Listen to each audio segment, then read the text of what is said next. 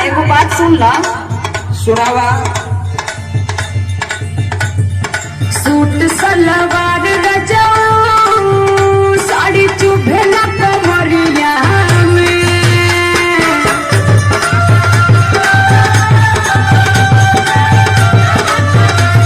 सुनत तानी ना? हाँ सुना थी।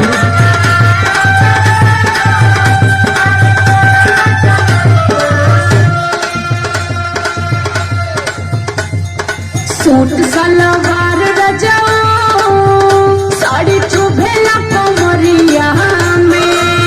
लेला में कसी मजा दी गरमिया में।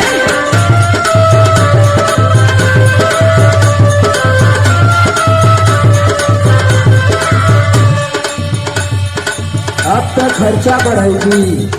अब का करिए, वो तो परेशान बाड़ी ना। तेरे नया नया जो डिमांड है ना, ये हमसे पूरा रिमांड पे ले ले। मैं कसी पहिरी दिल